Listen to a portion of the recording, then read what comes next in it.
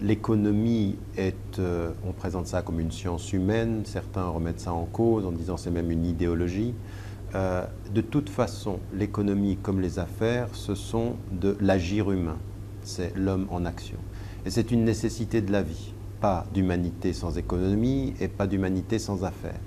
Mais comme il n'y a pas d'humanité sans économie et d'humanité sans affaires, il ne peut pas y avoir d'humanité sans éthique, c'est-à-dire une régulation du comportement humain, un sens des priorités, des objectifs, et ces objectifs doivent être ceux du respect de la dignité humaine, de l'autonomie de l'homme. Et il y a un certain nombre de valeurs comme ceci qui sont fondamentales et qui, sur lesquelles se fonde la dignité humaine et que l'économie doit non seulement respecter mais promouvoir. Autant il est important de reconnaître que l'économie c'est du commerce, que c'est du profit, que c'est ce qu'il faut pour pouvoir vivre, parce que la vitalité de l'économie passe par le profit que chaque individu y trouve ou que la collectivité y trouve, autant il faut que l'éthique régule ses comportements pour que finalement toujours l'économie reste un moyen qui sert des fins supérieures et que l'économie ne vienne pas en elle-même une fin.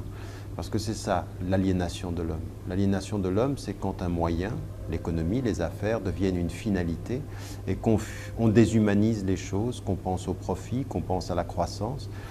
Qu'on y pense, c'est normal. Qu'on ne pense qu'à cela, c'est un problème. Et donc, l'éthique est centrale en économie et dans les affaires et exige de ceux qui s'y engagent un sens de la responsabilité.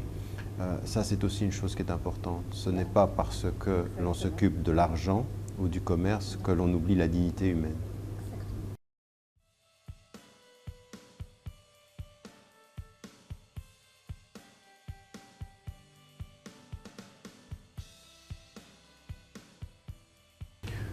Alors, ça n'est pas suffisant, mais c'est une condition sine qua non. C'est-à-dire qu'on ne peut pas faire face aux crises sans se questionner sur la gestion de l'économie et des affaires.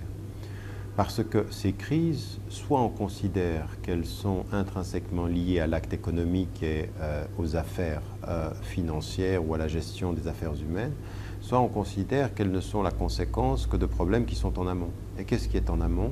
C'est effectivement un certain nombre de manquements à une éthique. C'est-à-dire que l'idée de la liberté, de l'autonomie, de la transparence dans l'économie ou la transparence dans les affaires, la lutte contre la corruption, eh bien, il faut que tout ceci soit posé en termes éthiques parce que quand on pose ces questions en termes éthiques, ça va avoir des conséquences sur notre façon de considérer. Par exemple, le fait de notre gestion de l'économie mondiale, de la relation avec les banques, de la relation avec les entreprises.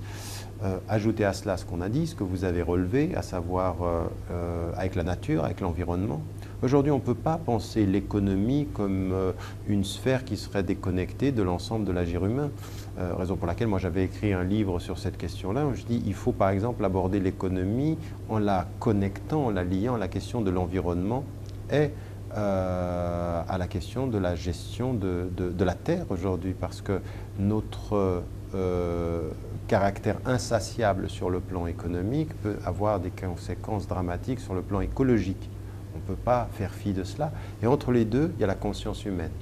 Ce que l'éthique dit en économie et dans les affaires, c'est qu'il faut une valeur ajoutée de conscience humaine à l'agir humain. C'est ça que dit l'économie aujourd'hui et qu'on a envie que les chefs d'entreprise, qu'on a envie qu'à chaque niveau, c'est-à-dire on a des grandes entreprises, on a des multinationales et puis on a des entreprises qui travaillent au niveau local.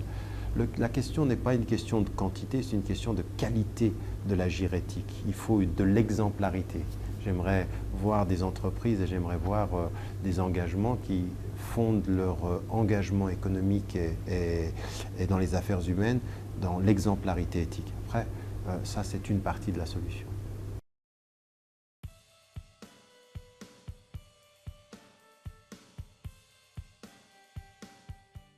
Alors ça c'est une question qui est très très importante parce que tout modèle participe d'un environnement culturel dont il faut tenir compte.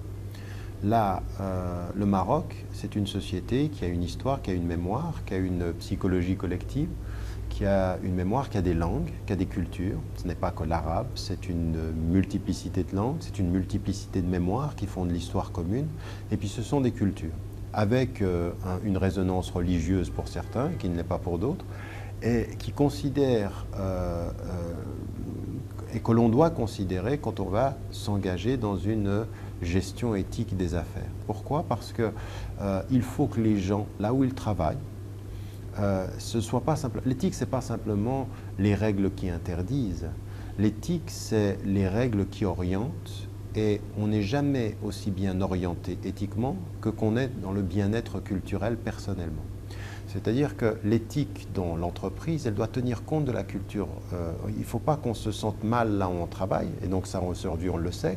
On sait que toutes les entreprises aujourd'hui qui sont portées sur l'efficacité mettent en évidence des indices qui ne sont pas simplement liés à la performance mais au bien-être. Et le bien-être, il est lié aussi à cela. Donc, il ne faut pas déconnecter les entreprises de leur terreau culturel. Il faut que ce soit des entreprises qui acceptent d'être marocaines quand elles sont marocaines. Et ça veut dire d'accepter la diversité des mémoires, la diversité des langues, même des références religieuses à partir du moment où elles ne sont pas dogmatiques. C'est-à-dire, il n'y a pas le dogmatisme est contre la liberté. Mais la référence qui dit qu'on reconnaît que, dans la temporalité par exemple, dans la temporalité, c'est quand on sait qu'on est dans une société où le vendredi c'est quand même plus spécifique qu'un autre jour, on fait attention, on n'est pas aveugle au vendredi parce que la bourse de Washington ne fonctionne pas le samedi et le dimanche, elle fonctionne le vendredi. Tout ça c'est important, ce sont des choses dont il faut tenir compte parce que ça pose le bien-être. Et avec le bien-être, l'efficacité. Pas d'efficacité réelle en économie sans bien-être de ceux qui y travaillent et de ceux qui s'y engagent.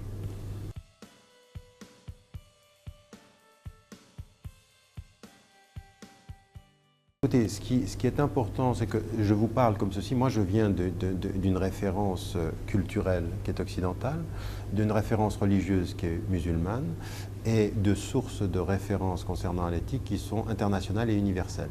C'est-à-dire que j'ai autant pris à la philosophie occidentale qu'à la philosophie musulmane, qu'à la pensée spirituelle orientale, qu'à la pensée religieuse musulmane ou islamique en tant que telle. Et à partir de ce moment-là, ce qui est très important, c'est d'essayer de dégager des valeurs qui peuvent être transversales, quant aux fondamentaux, et puis ensuite de tirer profit de toutes les expériences humaines. Or, le problème, c'est que trop souvent, la conscience arabe ou musulmane pense que l'exemplarité, ce sera chez les Arabes ou chez les musulmans, ou chez les musulmans qui réussissent et pas forcément chez les autres, ou alors on est dans le complexe absolu. Le complexe absolu, c'est de penser que le modèle occidental ou le modèle américain a tout à nous enseigner. Et donc on est des suiveurs, on n'a plus de créativité, on a perdu le génie de son histoire pour simplement avoir le succès de l'histoire des autres. Et puis finalement, on n'a ni le génie et puis ni le succès, parce que le succès, il vient aussi du génie d'autres populations. Et on est dans une situation qui est totalement inconfortable. Donc il faut savoir être soi et sélectionner chez autrui ce qui ne nous met pas mal avec nous-mêmes. Ça peut venir de l'exemple chinois ou japonais ou américain ou européen, mais même aussi africain et même aussi marocain. Il y a des entreprises marocaines qui n'ont pas dû passer par l'exemple américain pour réussir. Donc il faut tirer profit de toutes les expériences qui ont réussi à allier l'efficacité commerciale avec l'éthique philosophique et essayer d'en tirer profit là. Et on a des exemples extraordinaires partout à travers le monde. Donc il n'y aura pas d'éthique appliquée sans curiosité intellectuelle. Et la curiosité intellectuelle, c'est jamais de penser que nous avons toutes les réponses, mais que d'autres ont eu des réponses que nous ferions bien d'étudier, de penser pour nous-mêmes.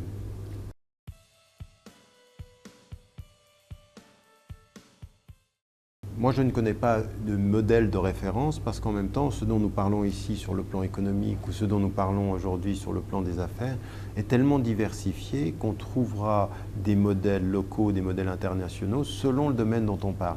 Donc il n'y a pas une économie aujourd'hui dont on puisse dire qu'elle est modèle, puisque le système mondial fait en sorte que tout est interconnecté. Donc dégager des modèles, c'est difficile. Par contre, des intuitions qui sont intéressantes. On peut voir dans certains pays du Sud aujourd'hui la compréhension que le monde est multipolaire, que l'axe Occident-Orient n'est plus l'axe déterminant. Aujourd'hui, on est en train de se déplacer vers l'Orient et l'Extrême-Orient. Et donc, on a l'Asie, on a la Chine, le Japon, et on a de nouveaux acteurs, des acteurs qu'on ne s'attendait pas à voir intervenir. L'Afrique du Sud, on a le Brésil, et on a en même temps aujourd'hui la Turquie qui est en train de faire une espèce d'avancée extraordinaire en matière de performance économique. Est-ce que ça veut dire qu'on respecte toujours l'éthique? Non. Donc il n'y a pas de modèle en tant que tel. Mais par contre, ils ont une intuition intéressante, c'est qu'ils ont développé un axe sud-sud-est, complètement différent de ce dont on avait l'habitude de parler jusqu'à maintenant, en pensant que les solutions venaient des États-Unis. Donc je pense qu'aujourd'hui, il y a des intuitions sur le plan de la macroéconomie, et puis sur le plan des opérations, plus des affaires, des entreprises, ceux à qui je vais parler ce soir, c'est plutôt d'aller observer des entreprises, qu'est-ce qu'elles ont pu faire, comment elles peuvent repenser.